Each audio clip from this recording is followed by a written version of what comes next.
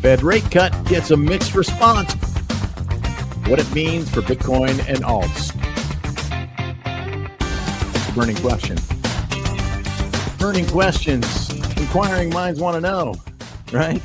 Hey guys, it's Keith Allen. Hope you have navigated the volatility thus far safely.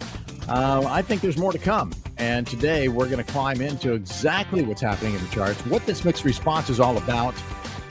And more importantly, look for clues that can help us figure out where we're going from here. Hey guys, again, it's Keith Allen. If you're new to the stream, I'm glad to have you. If you're an OG, oh man, I'm really grateful for you.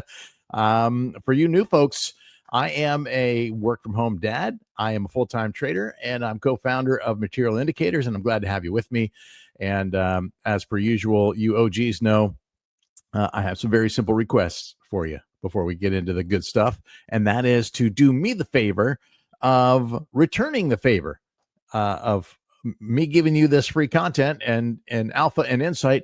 And in exchange, all I ask from you is you click a few buttons, right? Hit the like, hit the share, bring in some of your friends to the mix, help me grow the channel. And most importantly, comment. Live chat is open. This is for you. This is your time. So if you have questions, I will do my very best to answer them. If you have insights, please share them. This is a place to learn and share. So let's do that together. Let's go ahead and climb into the charts because we've got a lot to talk about today. Yesterday, of course, lots of speculation over what was going to happen with the FOMC meeting. 25 basis points was baked in. Like 97% of Fed watchers polled thought it would be a quarter point cut. Yet somehow there was all sorts of chatter over a 50 basis point cut. It wasn't happening. It was never going to happen. There's just no consensus for it at this stage.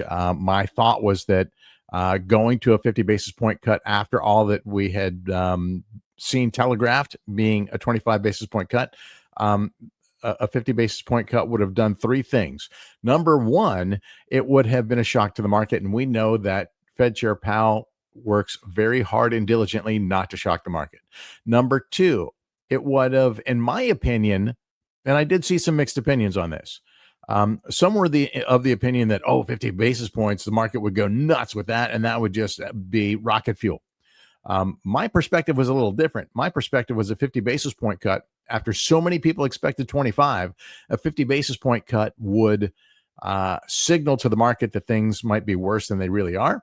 Or, excuse me, things might be worse than they had portrayed. And number three, I think it would have signaled kind of a thinly veiled admission that the Fed was late, which we obviously know that they didn't want to do either. So 25 basis points is where it fell. And many thought that the market would just shoot up on a rate cut because, after all, rate cuts signal cheaper cash to borrow, and that means that people can put more money into investments, gets us more towards a risk-on period. The problem is all rate cuts are not created equal. It's what the environment is like. What's the economic environment like? And we know that we have an increase in unemployment. Inflation is still not under control, and there are concerns over what the longer term impact of this inflation is and potential unemployment is going to be like. So recessionary fears have a lot of people concerned, and rightfully so. That said, we have someone in office who is doing his very best to keep markets elevated. And so far, he's managed to do that. Price as it sits, let's go ahead and look at the first chart here, because it doesn't really matter what happened in the past. What matters is where we go from here. And I think that we're in a different environment than we have been in the past, right? I'm not going to get deep into the 4-year cycle narrative or anything like that here. But it's clear that we have institutional demand keeping prices elevated at the moment. So we did get a bit of a shakeout, and I did think that yesterday was going to be more of a sell the news event, and it was to a certain degree. We saw pumps and dumps really starting over the weekend and through yesterday. right? We had a wick below. Let me go ahead and share this chart, and we can analyze that and try and figure out where we're going to go from here. So as you can see, we had this big doji candle yesterday, which wicked below the trend line, and that was not something that anybody really wanted to see. Now, what are the positives here? Let's look at the dynamics of this move and what's positive and maybe what's not so positive.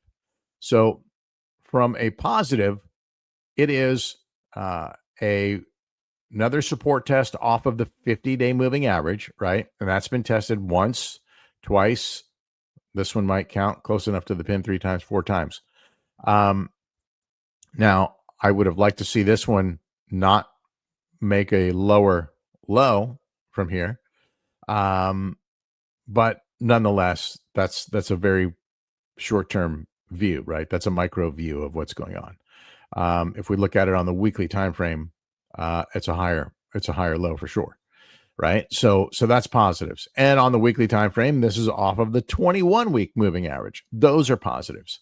Reclaiming this trend line, also very, very positive in my opinion. We see that the key moving averages are on an uptrend here, meaning the green 21 is on a trajectory to golden cross with the blue 100. And then, of course, that needs to carry, back up here. This is a signal that we have a developing uptrend. And that, of course, has happened since we bottomed out around this timescape level, around that 107K level, which was the Q1 open. So those are all inherently bullish. What is not terribly bullish, at least for Bitcoin, is the fact that we have some sell pressure, number one. Big block of ask liquidity has shown up here today. It has been, it looks like it's been hit a little bit. I think this was, I posted this chart earlier and it was about 45 million. So some of that has thinned out a little bit. But nonetheless, we have a heavier concentration of ask liquidity than we do of bid liquidity in the near range. Brown whales buying to some degree.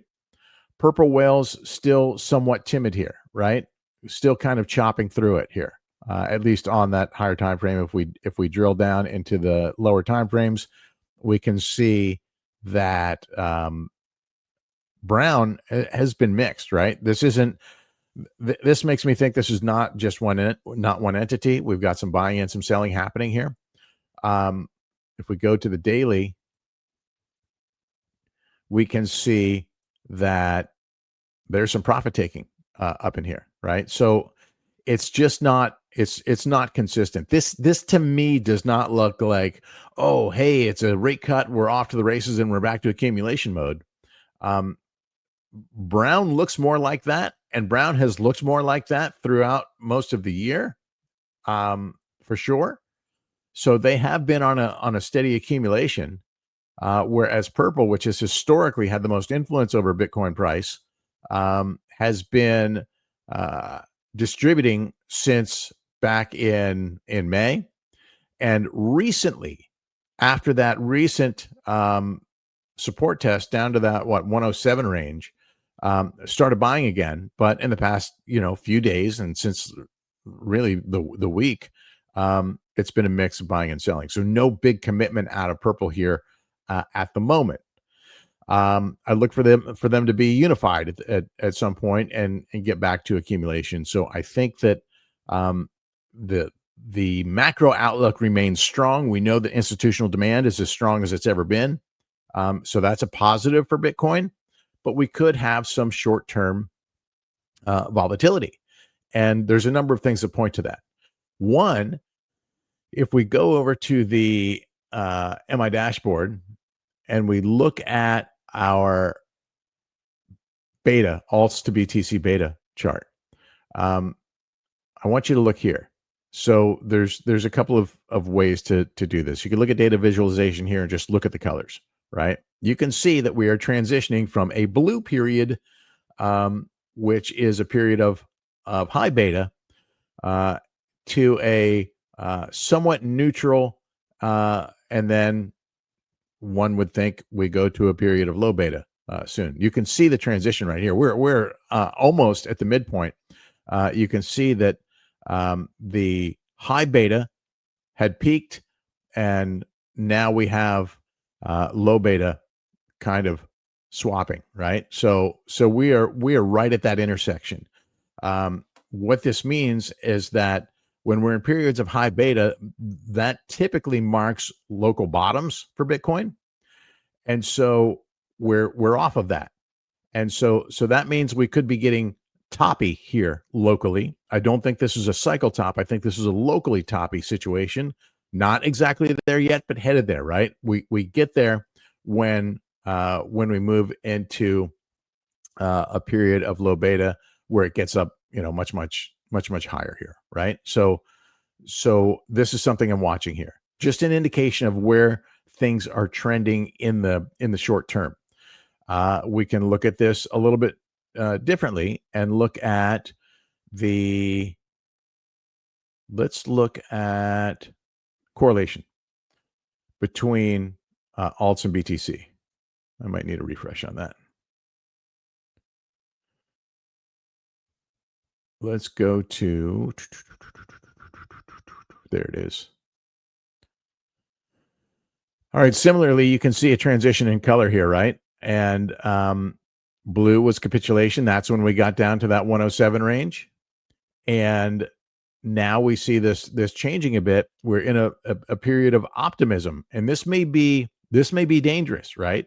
To be too optimistic here. Well, we know, as we just saw, that we're entering a period of low beta dominance, and to take this a little bit further and kind of well, you'll see where the narrative is headed here.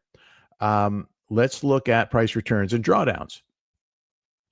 And this is the broader market, right?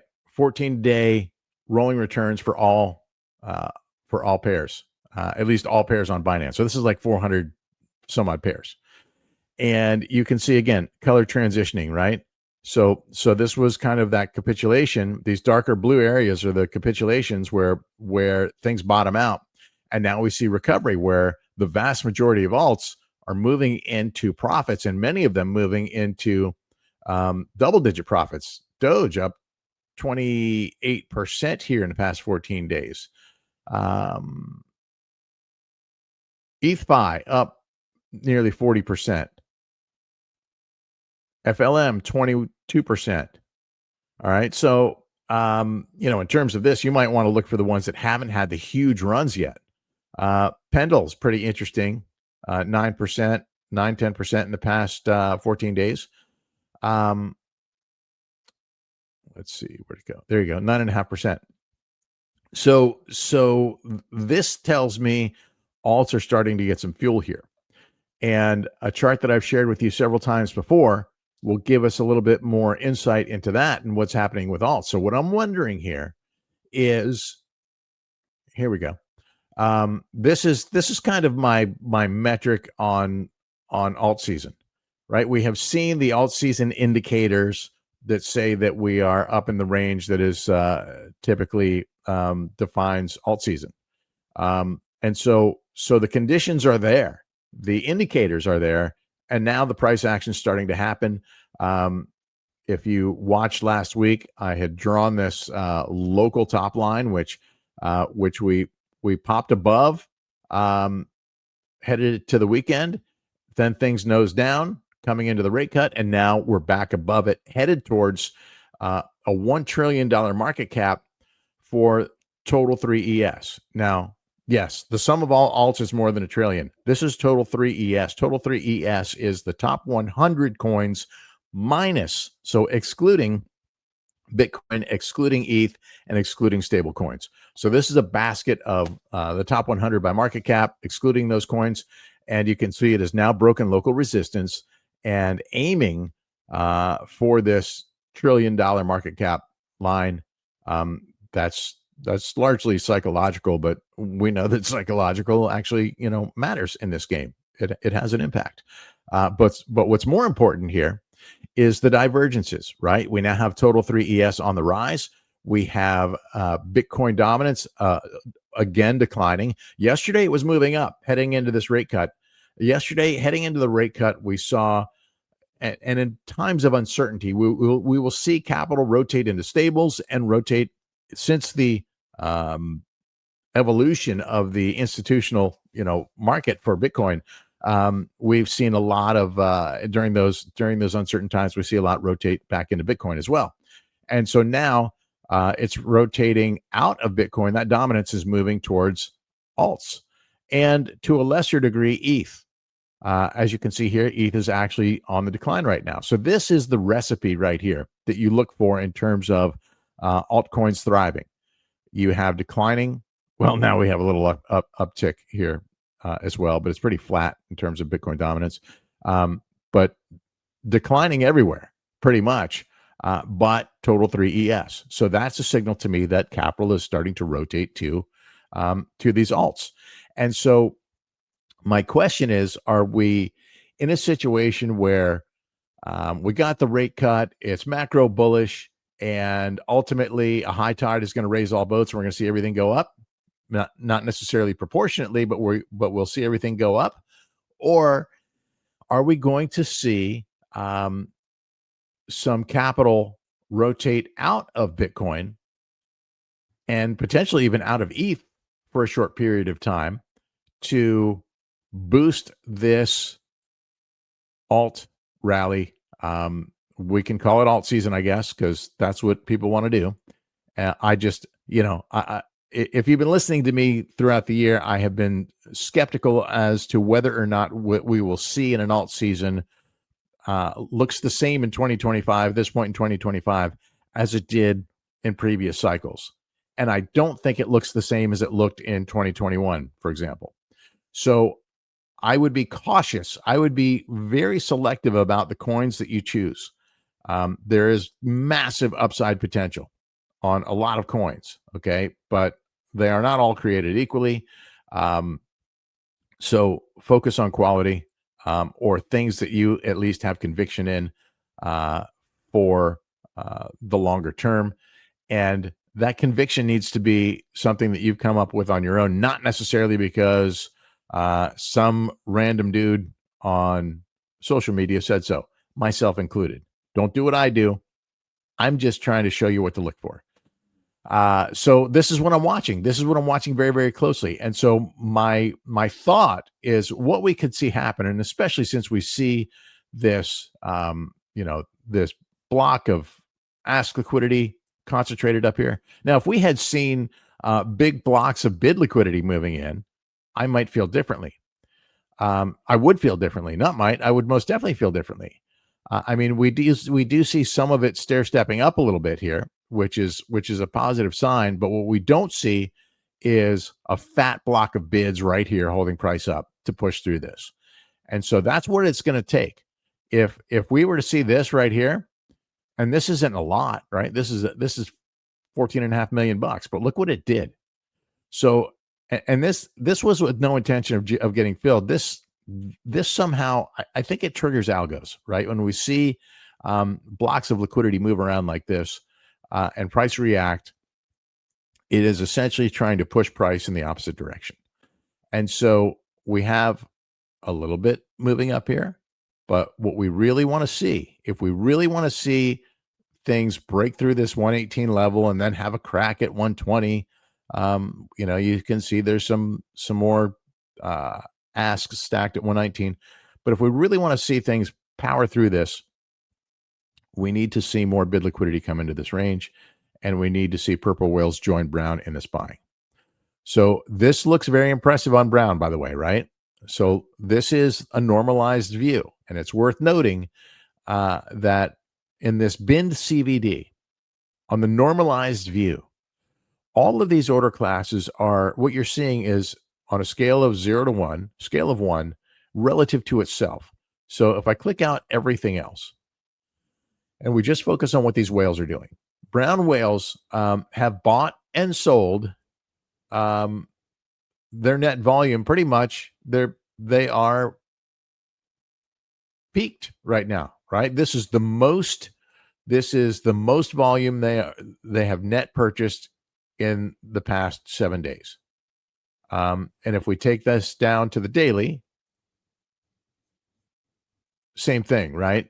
They're peaked for the day. Now, if they buy more, then that becomes the new number one. Now, how much actual cash is this? Is this a huge amount that should push price up, or is it incremental? So let's take a look now at the absolute CVD, which tells us what the cash value is of these moves. And we can see that through the course of the day, really just the last several hours, Brown was down 1.2 million on the day and down 2.5 million, and then started coming up. So coming up from 2.5 million down, they are up 10 million. So roughly 12 million, 12 and a half, 13 million for the day, which isn't horrible, right? These are market orders, mind you. Meanwhile, Purple, with all of their selling, is still at 6 million for the day. And it looks like maybe, yep. Okay, so not massive amounts, right? Is the point here. And the point of that exercise is to show you that the normalized view doesn't give you a clear perspective of how much actual cash is flowing. So it's always good to check the absolute CVD to see what the real values are. Again, because there's so much buying and selling in a short time out of Brown, who typically does not trade very frequently, this makes me think there's multiple entities in this schema here. And the fact that Purple is not just all in buying with Brown makes me think that this is still not accumulation for them. Not at least, right? They're off the lows for sure, but this is not full steam ahead after a rate cut. Now, when might that happen? Potentially in next month, right? We have at least 2 more rate cuts baked in for the year, potentially more. I've heard 4, I've heard 5, I've heard all kinds of numbers, to be honest with you. What I know is this: I know that there are only 2 Fed FOMC rate meetings left for the year, at least scheduled meetings. Sure, they could throw together an emergency meeting if they see the need. I think that also will not be received very well. An emergency meeting sounds like trouble. Now, if they announce at the next meeting that, hey, we're going to do a cut in October and we're going to do a cut in November, and then we'll determine December when we get there, then that would be okay. But if they do a cut in October and then very quickly come back and have an emergency meeting and do a cut in November, that's going to signal some concerns. At the moment, there is a consensus is 90% that there will be a cut down to the 375 to 4-point range. And what do they have for December? And another 1/4 point in December. So we'll just have to keep watching this, right? Now, if one of these becomes a 50-point cut, that might be interesting along the way.